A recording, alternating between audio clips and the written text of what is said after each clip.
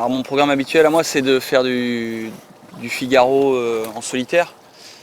Donc c'est vrai qu'on peut se demander pourquoi faire de l'équipage, pourquoi faire d'un autre bateau, pourquoi pas se spécialiser sur un support. Mon apprentissage d'origine c'était le dériveur, les petits bateaux, les parcours entre trois bouées. Et c'est vrai que ça me manquait. J'ai proposé ça à Koné. On a réfléchi à qu'est-ce qu'on pouvait faire à partir de cette idée-là. Donc on a choisi un bateau, il fallait que le budget soit raisonnable, soit accessible, soit rentable et en termes d'investissement et en termes de retombées sponsors. Pouvoir faire des journées de relations publiques avec, donc que ce soit un support exploitable. Il y avait ensuite l'élément sportif, donc il fallait que le bateau soit intéressant, il fallait qu'il y ait un plateau, qu'il y ait des gens de bon niveau qui participent à ces courses-là. Donc effectivement on avait le choix entre plusieurs supports, on pouvait faire du melge, on pouvait faire de l'Open 750, on pouvait faire différentes choses. On a compilé toutes nos idées et on s'est dit on veut un truc pas cher, donc on a éliminé le melge, on a éliminé l'Open 750. On veut un truc qui soit à échelon français ou au moins ou international, quoi. On veut pas un truc local, donc on a éliminé toutes les petites séries qui se courent où on court que à la Trinité ou que en Bretagne Sud. Et puis on s'est dit il faut quelque chose qui ait de la gueule pour accueillir des gens et faire des relations publiques. Donc on a vu qu'il y avait des bateaux qui avaient un design particulier, qui sortaient de l'ordinaire, le Lonze. On a trouvé un bateau qui était pas cher économiquement, le Lonze. On a vu que sportivement, il y avait un bateau qui était intéressant, le Lonze. On a vu qu'il y avait des gens de très bon niveau qui s'y intéressaient, Luc Gélusso, Erwan Tabarali, Florent Guillaume, enfin, tout un tas de gens, c'est encore le Lonze. À chaque fois qu'on vient à une décision, c'est le Lonze qui rentre dans le truc. Donc ça s'est fait assez naturellement finalement. On est vraiment étonné de cette différence avec les autres bateaux. On pensait qu'on irait plus vite, mais on ne pensait pas qu'on irait autant plus vite que ça par rapport aux autres. On l'a surtout vu à Brest, quoi. À Brest, on partait en même temps que les CA, que les Open 650 et tout ça.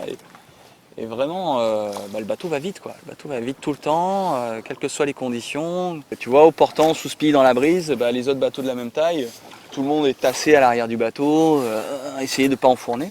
Et nous, les équipiers sont chacun à leur place. Ils se déplacent un peu dans le bateau pour jouer sur l'assiette, mais on n'a pas besoin de se tasser. Le bateau est hyper équilibré à la barre, hyper équilibré en assiette. Et du coup, tu peux vraiment lui faire prendre les vagues, le faire glisser comme tu veux, sans vraiment te poser le moins de problème, quoi. Dans les petits airs, il nécessite beaucoup d'attention. C'est un peu comme tous les bateaux, mais c'est plus sensible que les gros bateaux forcément, puisqu'on est plus léger, il y a moins d'inertie. Et puis sur le vent médium, ce qui va faire une grosse différence, c'est vraiment le réglage des voiles, quoi. Les voiles d'avant, le travail sur la voile d'avant, c'est dingue la différence que tu peux faire par rapport à un autre, entre le mec qui touche à sa voile d'avant et le mec qui touche pas, quoi. Et dès que tu as trouvé le bon compromis, le bon travail entre le régleur et le barreur, là tu peux éclater tout le monde, quoi. Tu vois, ce matin j'étais sur le quai, je discutais avec Bruno Stob qui fait du J80 et il me dit quand est-ce que je peux venir naviguer avec toi, quoi. Quand est-ce que je peux venir faire du Lonze, quand est-ce que je peux venir essayer.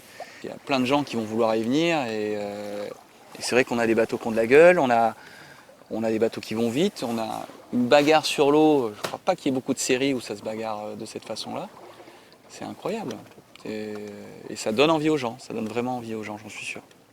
We didn't find any weak or bad things we would like to change. We just sit on the boat, take the standard boat, we do nothing special. We just took the boat and went out sailing. Sur l'eau, on s'éclate tout simplement parce qu'il n'y ait pas de vent ou qu'il y en ait beaucoup, le bateau réagit. Tu te souviens quand tu as fait du dériveur, les sensations que tu avais de petits bateaux, tu vas les retrouver. Et puis avec l'énorme plaisir de le partager avec un équipage de 4 personnes à bord du bateau ou pour être optimum et exploiter le bateau à 100%, eh bien, ça demande un travail d'équipage qui est vachement sympa. It was very nice when we stand on the wave and yes, with the Gennaker go under.